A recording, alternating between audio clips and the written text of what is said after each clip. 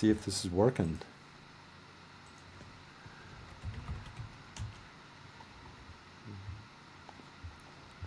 This is our first.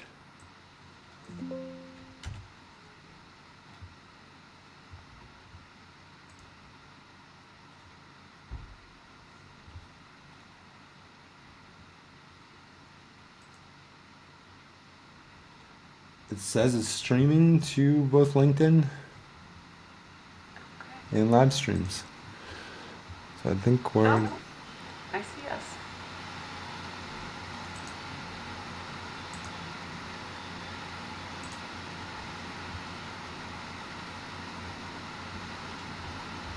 Excellent. Cool. Can you hear the noise now that A little bit, but not bad. Can you see us on LinkedIn? Yeah. Okay. Let's do this. Yeah. We decided to go live to talk about our training that we were just released. Yeah. Should we do quick intros? Everyone Yeah. knows we are going to do a quick Go ahead. intro. Oh, Go ahead and I can go introduce first. yourself. I'm Yeah. Sarah. I run marketing at B2B EA. It's been, I think, exactly a month since I started, and it's been crazy.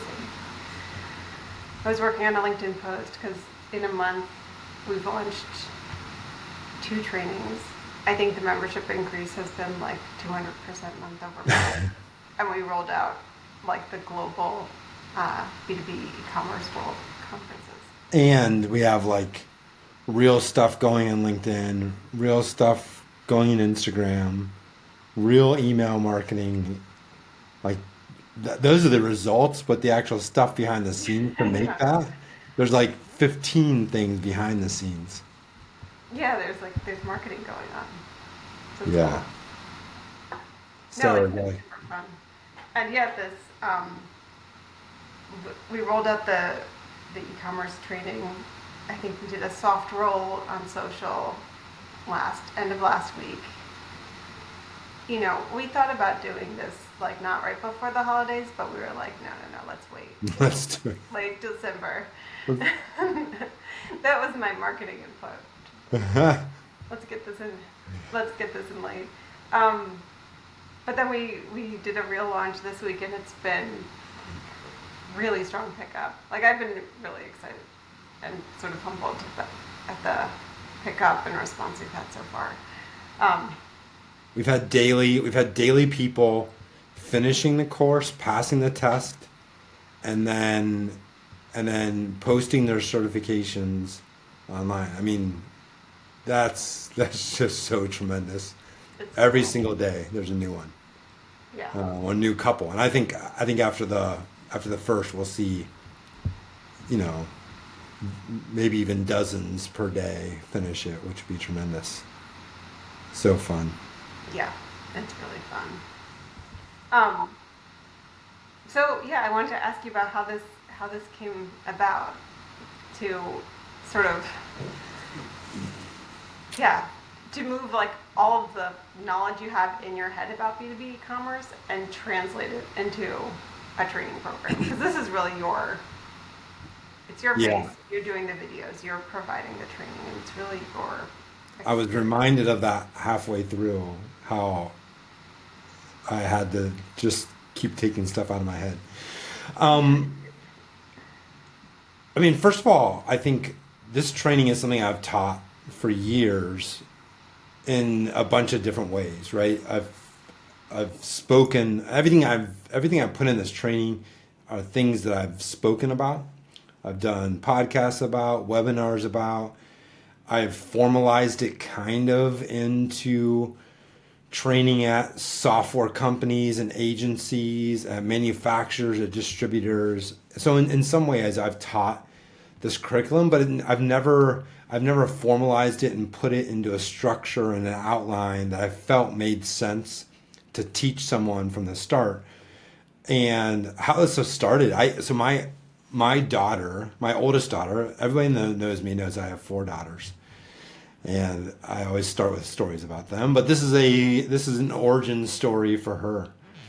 So my daughter is a sales engineer at a B2B e-commerce software company. It's a startup. And I sit on the board for that company, and that's not why she got the job. She got it on her own merit. She's amazing. And she comes out of school with a business degree, business communications degree. But as she gets into it, we both realize that she doesn't know anything about either side. She doesn't know the B2B side. She doesn't know manufacturers. She doesn't know distributors. She doesn't know e-commerce. I mean, she knows, right, at a very cursory level what all these things are. And then she doesn't know what B2B e-commerce is. And so every Thursday we have breakfast. In fact, we had breakfast this morning. We've now both moved. She lives in Charlotte. I live in Greenville. We live about 2 hours away. Every Thursday we've had breakfast. Now it's moved to every other Thursday. And I told her that I would tell the origin story soon for her. But we'd have breakfast every Thursday, and I would always tell her, come with your questions and come with your notes. And our breakfast started with, would you just tell me everything? Because I don't understand any of this. And so we talked about like what's a manufacturer, what's a distributor, what's a master distributor, what's a manufacturer rep company, what does supply chain mean? Why is it supply chain important? What's an ERP? What the heck is an ERP? I think is how it went. Yeah. What's an ERP? Why is it important? Why is the ERP important? Why is it so hard and difficult to do these things? Then we started talking about e-commerce. What's an e-commerce platform? What's a CMS? What's a PIM? What is analytics? What does it mean? And then putting all that together, like how does e-commerce fit then into that manufacturer, distributor, customer? We had there's so much that we had to go through, and I realized like this information that I've acquired over 20 years, by the way, nobody taught it to me. I realized that anybody that's new, who is going to teach the new people? And then probably even more importantly, the scary thing is that if you talk to software vendors, if you talk to manufacturers, talk to distributors, and you ask them some of these basic questions, the reality is like there hasn't been any formal education to teach this stuff. Yeah, and it's kind of impressive for your daughter or you to recognize the gap, because even like in like a professional setting, so I've experienced on the marketing side, like people just go to Chat GPT and then just give me the answer. Yeah. I'll be like, so hey, how does this work? We need to package this for marketing. And then I just get like this I can tell when it's like very long text with like a bunch of like Chat GPT keywords in it. Mm-hmm. I mean, I can do that. Like I can tell you, I can also find out what Chat GPT thinks like the role of an ERP is in B2B e-commerce. Right. Like having that real knowledge. Either you're in it and you completely understand it to the point that maybe you can't explain it well, or it's just outside of your experience, so you're just trying to figure it out, like from anecdotes and on the margin. So Yeah, I also think it's difficult to understand where does all this, how does it all fit together? I think that's more important than I'm sure there are textbooks that explain manufacturers, distributors, but how do manufacturers and distributors collaborate? And by the way, collaboration is important because it actually highly affects a manufacturer's digital strategy, what their distributors are doing. And we talk about that in the course. We talk about how a manufacturer's digital strategy is completely different from a distributor's digital strategy, because often it's supporting the distributor's e-commerce strategy is the digital strategy of the manufacturer, and that might sound insane to some of you, but that's the reality. And so it's important to know how do these things work together, and then how does it fit into digital transformation? How does it fit into e-commerce specifically? And man, as I went through it, I did this glossary, Sarah, and I know you saw it. It's this glossary of terms. and I just kept adding. I probably should redo it again because so we've packaged all this. We've taken all the transcripts from the lessons and put it into a GPT. Mhm. So Sarah can do it just as much as I. We can now talk back and forth with the training that we did and continue to make it better. And so I probably need to pull out a glossary of terms for that as well. But we use so many acronyms and kind of smart people language that makes it so difficult to understand and figure this stuff out. Yeah. So yeah. So was anything surprising in making this training? Like as you were going through moving things from your head and from like things you've taught in the past to like a training program. That's surprising. I, I think if you go through the training, I think you'll see it actually happen. Mhm. So a couple things. First of all, I'm a perfectionist in some parts of my life. This is one of them. I have fought my des- very, very significant, strong desire to go back and trash everything and start over again because of just how much I learned along the way Yeah, of doing like I can putting together a relate. training course, how to do it efficiently, fast, how to get it recorded, how to get it produced. Cameras, I had two cameras set up. I had interesting stuff behind me, and then I have less interesting, like all that stuff, and even just like how I sounded. I have fought, I have fought it significantly not to go back and record it all again. That was the first part. The other part is I I built this outline for the training and what it should be, and as I built it, I laid out all the lessons, and then really had to keep refining. Right, I realized, oh, we're kind of duplicating too much here, so we need to combine them together. So it was a lot of back and forth, even though I had a pretty strong outline in the beginning. And I remember I was about 6 episodes. So I was about six, no, less than that. I was through the first module, which was 5 lessons.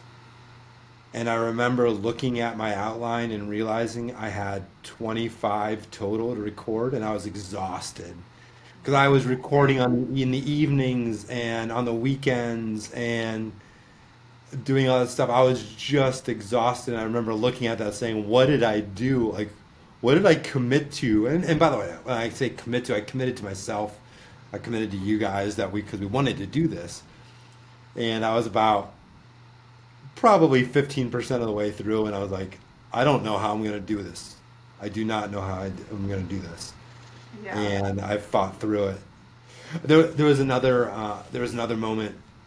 So I was recording a lot on the I when I moved here to Greenville, I got co-working space that's rad. I mean, it's amazing. It's this old brick building. It's perfect for recording, but I didn't have an office yet. I was promised an office within a couple weeks, but I didn't have the office yet. So I was recording in a basically a desk that I was renting, but I didn't have my own office. So I was kind of forced because I felt so cheesy recording this stuff. I was recording at night and on the weekends. And so I'd get to a weekend, I'd be excited that I could record all weekend on a Saturday, and I'd be about halfway through a lesson, and all of a sudden, like people started walking into the office. There was like 3 parties in a row on the weekend that they were holding inside. I had no idea about. Yeah. Uh, frustrating Well, parts, but we made it through it, and it was that's good. fun. Like there was That's just the moments. Oh, what I was gonna say is that you hear halfway through, like when I talked about manufacturers and distributors, I was a little more. I wanted to make sure I speak mostly about e-commerce. Don't talk a lot about manufacturers and distributors, like who they are, and so I was very careful about the words I was using to make sure I was, reading the right things. As soon as I got to e-commerce, I feel like my face brightened and said, oh, "Okay, now we're in the fun stuff." And instead of making sure I was saying all the right things, I was kind of talking more from the heart in many ways and talking from just a lot of experience in that. And I see that. That's why I wanted to re-record some of it because I see the change in even my vocal and what I might be excited about talking about. Mhm. Yeah. It reminds me, there's this, like it's like a TikTok video of someone being like, what people think people feel when they sign up for a marathon. And it was like, you signed up for a marathon. How exciting for you. And it's like a woman at the end of the marathon being like, this is the worst This is the decision I've worst ever thing. made. So, That's right. but, I I also this is really hard to do. This mhm. stuff like taking as much as I speak, it's so difficult to take concepts. And I'm not really a teacher, right? So, our next version, we're bringing in a curriculum company to help make sure we can teach every concept in the best way. I taught everything in my best way, right? I literally reached the limits of my teaching and education capabilities. And I think we made something very rich and full and beautiful and well done. But I did reach the limits of what I was doing a number of times because it's so difficult to take ideas out of your head and translate them into something simple. And that's what we were trying to do the most. And so this stuff is really hard to do. And because it's hard to do, I think it's going to be really just difficult for other people to do it. And that's kind of exciting too. Well, and then, like, then there's like that surprise piece that happened as you talk to the vendors, right? Yeah, I Thing. I think so. As we started talking about this course to the vendors and just telling them what we were doing, the vendors, like, so when I say vendors, I mean like B2B e-commerce platforms, PIM vendors, agencies, consultants, system integrators. This course I wrote for, ironically, I built it for Sarah, who worked for a vendor. It just never kind of crossed my mind. I built it for the VP of e-commerce to have their team be able to take it. And when you're onboarding new people, I mean, there's no materials when you're onboarding new people. So you can use this as onboarding training, and what a great way to start your first week actually being trained and educated on the subject matter you're about to do, right? Which is so difficult to do today outside of kind of one-on-one. And so that's why I would build it. And then we started talking to software vendors and some of our partners about what we were doing. And one after another, they said all of our people need this, like product, sales, marketing, customer success, services, consultants. They need the same information.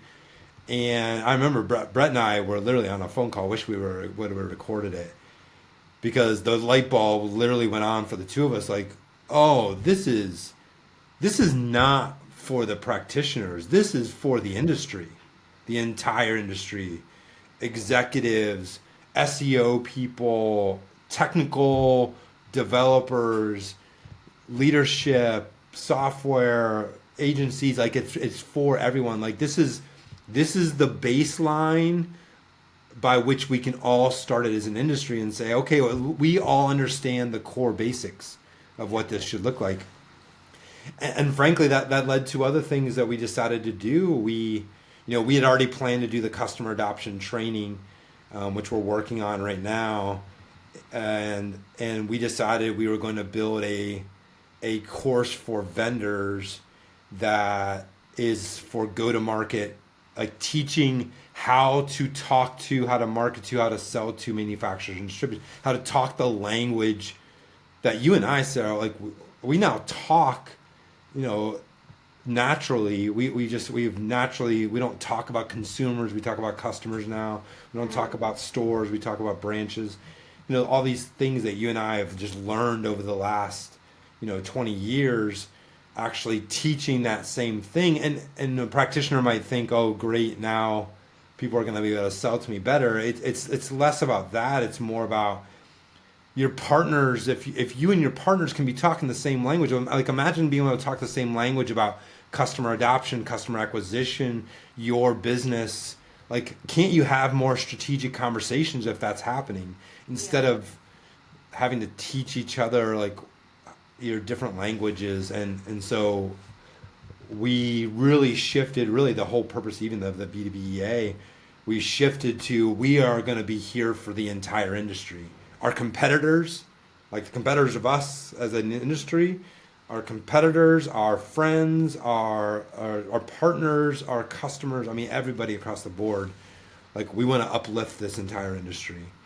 And now it kind of feels kind of silly because it's like what that's what you've been doing most of your career, all of us. But we were able to kind of codify that into something that actually made so much more sense for what we're going, how we're doing, and how we're approaching this.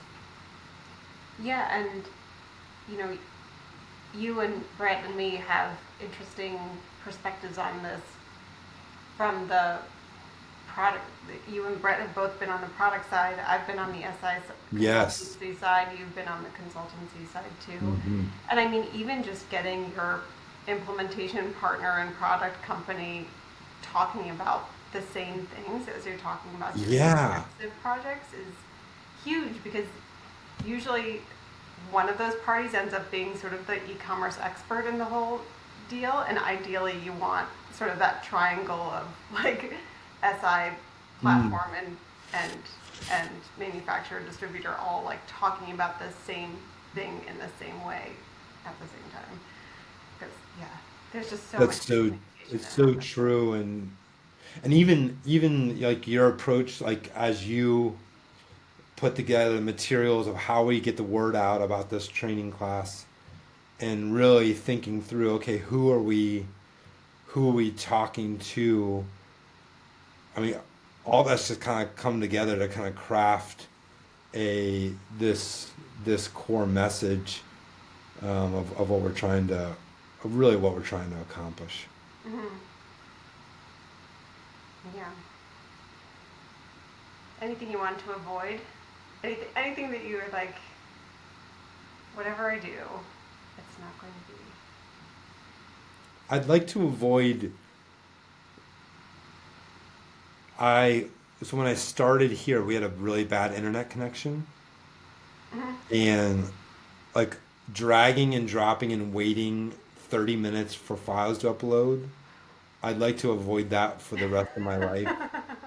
And our internet connection is better. I just uploaded a couple videos, for you today, That's great. Sarah, and I went fast, and I was so thankful, for that. But I'd like to avoid that. I'd also like to avoid listening to my voice for a while. Sure. And honestly, I think I actually said it. So we do this in the middle of the course. I bring in Sam Aldinger from Fastenal in the middle of the course, and we do a thing called industry talks. And by the way, I want to probably go back and add 3 or 4 of those in the middle of the rest of it. That I'll make sure anybody that has taken it can see. And the first thing I say is, you're like, I'm sick of hearing my own voice. I'm sure you are, because I literally talked this whole time. Like, I want to bring somebody else in here, and I asked Sam a question, and then Sam talked for 20 minutes about the manufacturer's role supporting the distributor in the e-commerce with product content. It's an incredible 20 minutes, so insightful. And I realized how true that was. That I was sick of hearing my voice, and I'm sure everybody listening will be sick of hearing my voice. I would like to not play back my voice for a long time. That's fair. Well, I was thinking like one of the value adds I have as a marketer is that like I edit the short videos and like prep them for social media, and Yeah. I get to decide what like your frame face looks like, and you What that don't have looks like? to. Like I'm sparing you That's true. because it's the most painful part. That's true.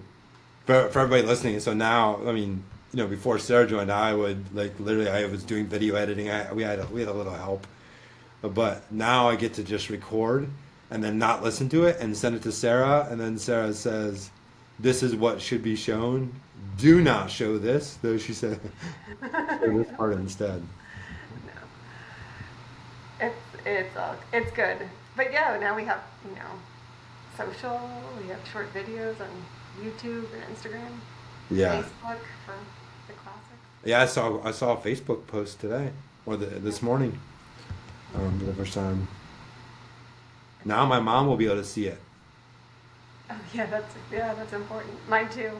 Yeah, that's so great. I don't know if she understands what my job is yet, No, no, no. but that's not important. My main goal is to try to keep my mom from believing I sell weed online. Yeah, it's good. Like, are you sure? What are you selling? Yes. Mom, manufacturers. Just kidding. Yeah, but that's cool. But a short video they can respond to. Like they can understand what that Yeah, means. that's Because true. now everyone sees them. That's true. And there's something powerful about like a minute and a half, 2 minute video, 60 seconds. That's of being able to get content out there like that, Yeah. so quickly, is pretty tremendous. Yeah. It's a cool time. What was your what was your most interesting or your favorite part of this process coming in the last 4 weeks and then literally like I don't think anybody made you. I think you just stepped in and said, I'll help launch that.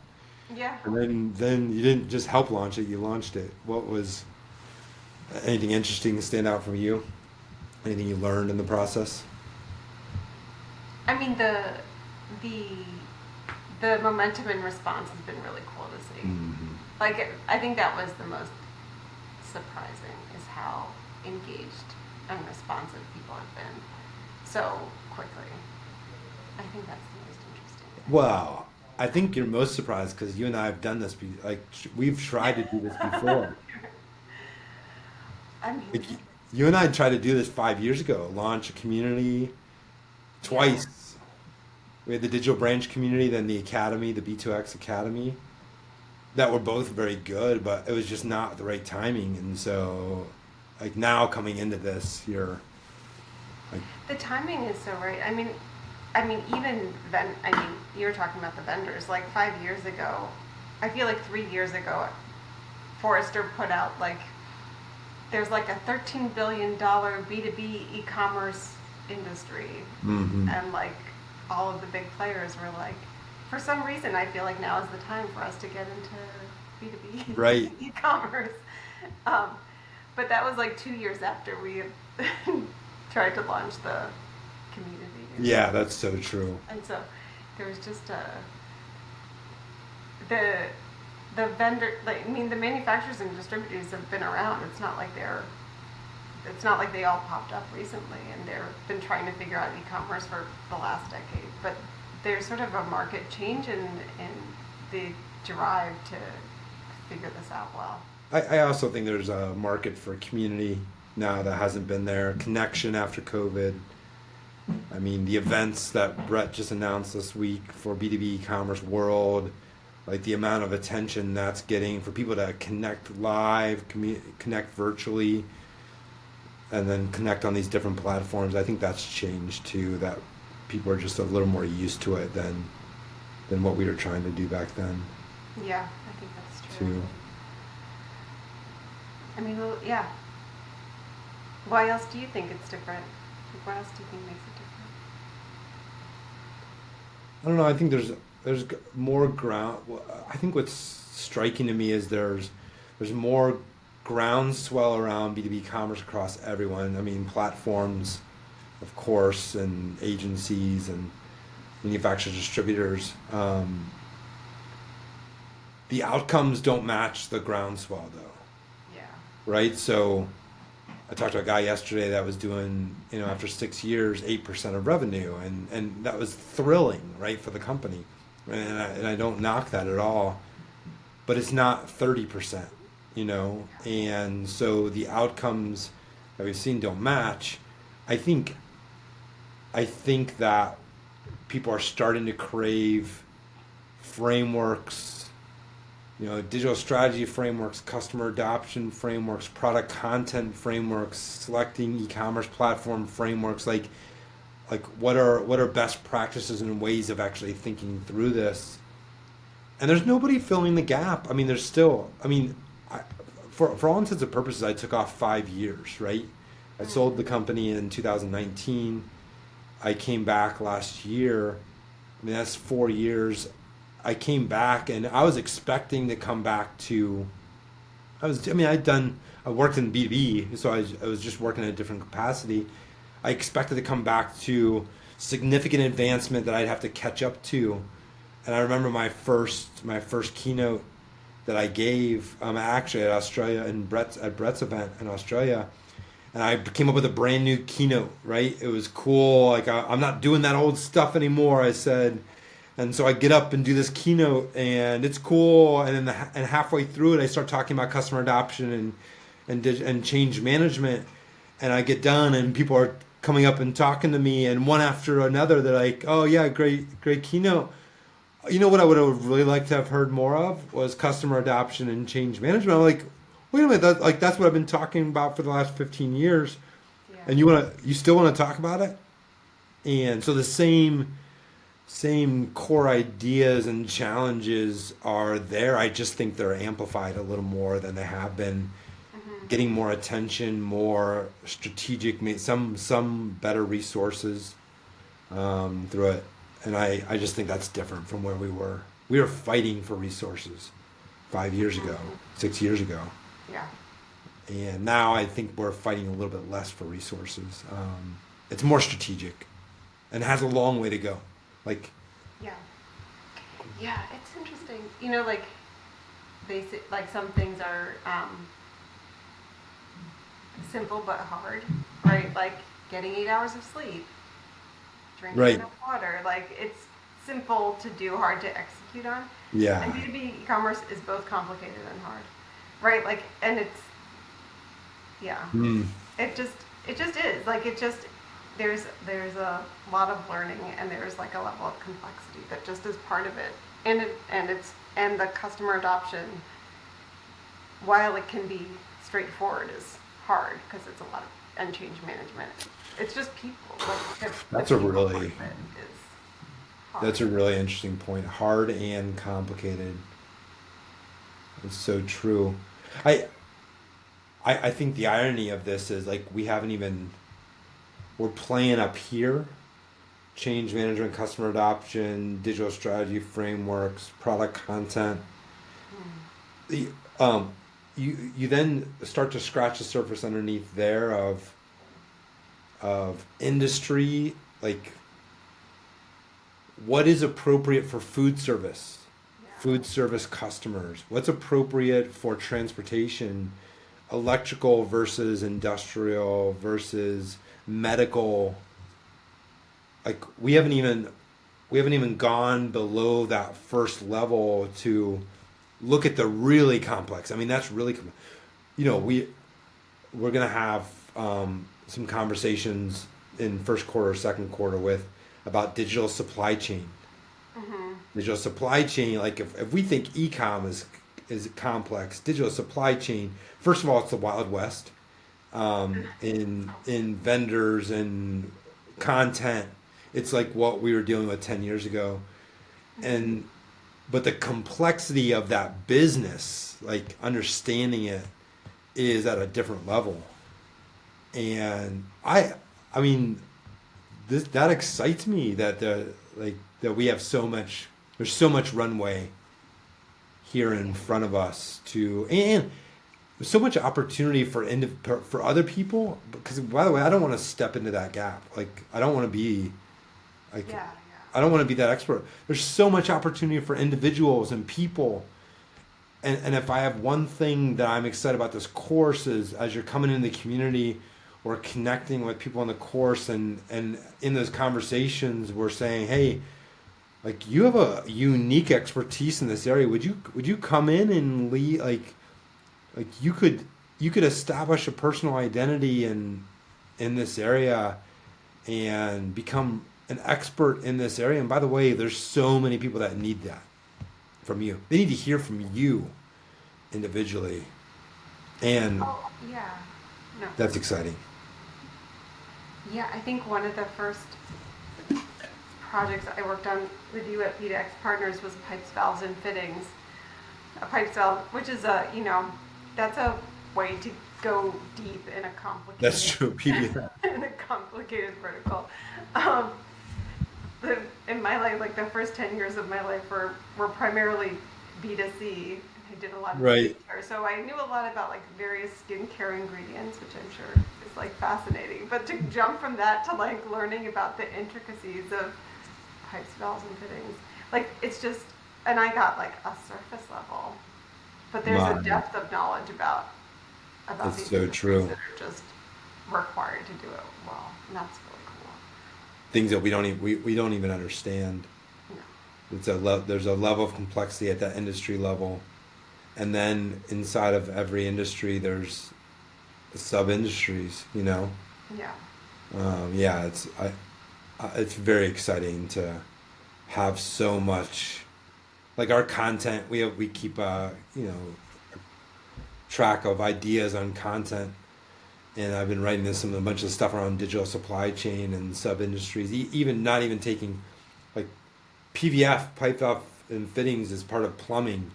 Like we need to start at plumbing, or we need to start at electrical and medical and food service, like at that level, you know, and start to address some of their unique challenges. Yeah, it's pretty interesting. It's cool. It's exciting for me. I love learning these things. Me Like too. it's cool to just have to keep learning a lot. That's right. I really enjoy that. I find, and I hope this course does this for people. I find when I'm learning, my brain's like firing in all cylinders, and then other ideas not directly related to this, the thing that I'm learning, start firing, and it makes me more productive, more creative, just by kind of opening my mind up to something I'm learning. and Yeah. and I hope that happens. I hope there's like small little things you hear that maybe it didn't drill down into, but it makes you think about something completely different, that you start filling up your own kind of idea buckets for your own organization, or for your own self, your own career, whatever it might be. I Yeah. think I think I think that's kind of the side benefit of this. Yeah. And if anyone does the course and has those, like, tell us what they are. I'm curious. Yeah, Like, please. yeah, send us a voice memo or drop a DM or something. Absolutely. That'd be cool.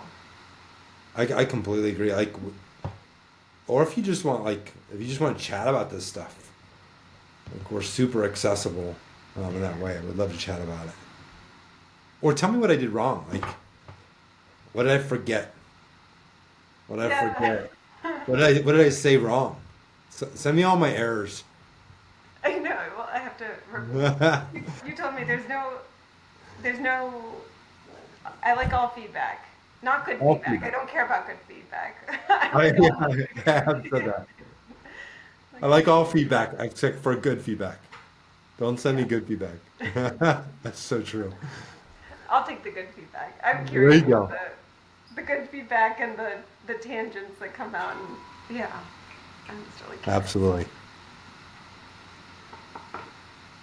It's great. Well, This cool. is fun. We should do these regularly. Yeah.